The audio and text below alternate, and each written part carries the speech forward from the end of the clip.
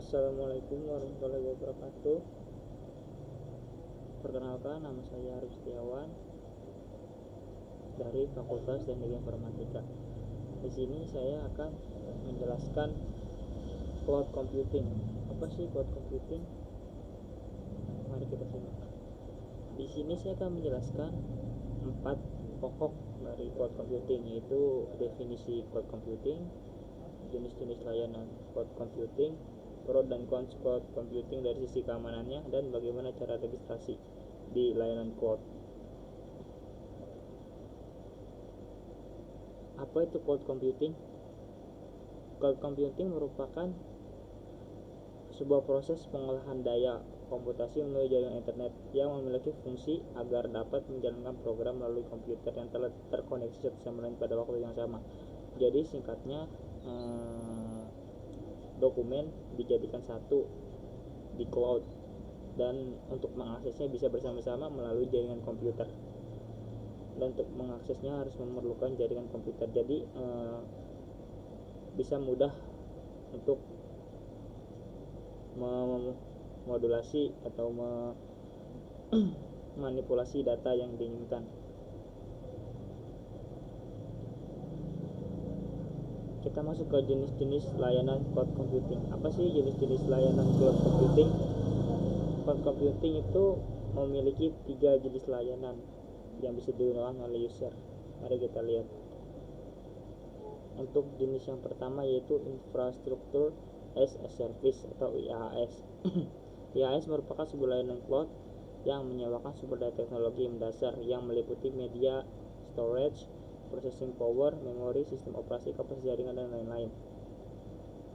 Jika dianalogikan, perumpamaannya seperti penyedia layanan data center yang menyewakan rak atau server collection. Akan tetapi IaaS lebih berfokus ke level mikronya. Jadi sama seperti virtual machine. Kita bisa di cloud, untuk jenis ini bisa menyimpan storage, processing power, bisa menyimpan sistem operasi dan kapasitas jaringan yang lain.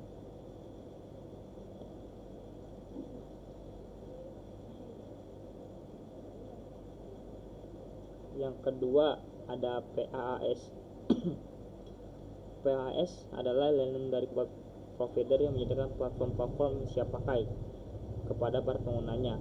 Provider penyedia layanan cloud bertanggung jawab untuk membuat platform dengan sistem yang stabil, handal, dan dapat beroperasi dengan sempurna ketika digunakan. Provider cloud juga sebaiknya selalu mengupdate teknologi yang digunakan sehingga dapat mengembangkan aplikasi yang dipakai user. Jadi PaaS itu seperti YouTube contohnya. Jadi di situ tuh semua video bisa diakses secara bersama-sama melalui jaringan internet. Contohnya YouTube. Dan masih banyak contoh yang lainnya seperti Feedmat dan yang lain-lain. Untuk jenis yang ketiga itu software as a service.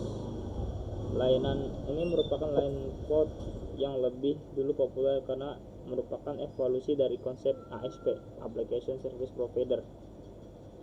Ini memberikan kemudahan bagi para pengguna untuk dapat memanfaatkan sumber daya perangkat lunak dengan cara berlangganan, sehingga user tidak perlu mengeluarkan investasi lain, baik pembelian software maupun development. Dengan cara berlangganan, user dapat menggunakan berbagai fitur yang disediakan oleh penyedia layanan. Ini sama seperti kita membeli software untuk di perusahaan kita. Software itu entah software untuk absen atau software untuk apa. Ini layanan cloudnya bisa dari SaaS ini. Kita masuk ke pro dan cons cloud computing dari sisi keamanannya. Untuk di sini saya bagi dua, pro dan cons. Untuk pro itu bisa data menjadi satu terkumpul dalam cloud. Jadi jika data menjadi satu, maka akan mudah untuk mengaksesnya dan tidak ada kerancuan data. Yang kedua, data mudah diakses siapa saja yang diberi akses. Nah, ini kalau jika data dijadikan satu, maka untuk mengaksesnya bisa gampang, bisa hanya dari satu server saja. Jadi memudahkan maintenance juga. Dan yang ketiga, meminimalisir terjadinya hacking pada data. Jadi untuk dihack terjadinya kemungkinan sangat kecil. Itu kontranya yaitu saya bagi menjadi dua, itu privacy, yang berarti resiko data user akan diakses oleh orang lain karena hosting dilakukan secara bersama-sama. Jadi misalnya ada teman satu kantor yang tidak suka dengan kita, jadi data punya kita bisa dimanipulasi atau diubah seenaknya. Yang kedua, penyedia layanan dapat leluasa melihat data Anda yang berbeda di dalam cloud. Jadi penyedia, misalnya kita menyewa cloud apa, nah nanti penyedia layanan tersebut bisa melihat data kita. Nah itu kekurangannya tuh.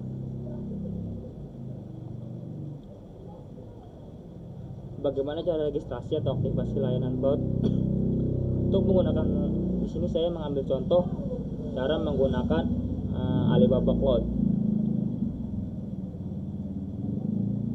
Untuk menggunakan Alibaba Cloud, yang pertama itu masuk ke situs resmi dari Alibaba Cloud, yaitu ketik saja di Google alibaba.com. Nah, maka akan muncul seperti gambar ini. Lalu yang kedua, login pada kanan homepage di websitenya. Yang ketiga, join free, itu daftar untuk membuat akun baru. Yang keempat, registrasi dengan mengisi nomor telepon dan alamat email yang valid. Nanti akan ada kode yang dikirim ke alamat emailnya seperti di gambar. Nah, di sini akan meminta verifikasi email Anda, nanti akan dikirim ke email Anda. Masukkan nomor telepon yang valid, lengkapi profil Anda dan metode pembayaran yang Anda pilih. Mengisi profil manage, terus ke payment, ke start, dan coba Alibabanya. Sini kita mengisi profil manajemen dulu. Diisi di sini ada account type-nya, mau individual, mau atau perusahaan, corporate, first name, last name, region, address, dan seterusnya ada. Jika sudah, kita masuk ke metodenya. Pembayarannya menggunakan metode apa? Misalnya menggunakan metode debit atau menggunakan PayPal dan lain-lain, bisa paymentnya. Nah, untuk di sini jika ada pembaruan metode pembayaran Anda, klik next saja, maka akan diperbarui secara otomatis di sistem. Nah, setelah coba membayar, maka Anda sudah bisa menggunakan layanan cloud. Di Alibaba setahu saya banyak layanan cloud, jaringan private, IaaS, PaaS atau SaaS. Di sana banyak dan terbagi menjadi sekitar 40-an lebih, saya lihat di websitenya. Bisa Anda coba sendiri. Berikut referensi saya. Oke, dari saya cukup, kurang lebihnya mohon maaf. Wassalamualaikum warahmatullahi wabarakatuh.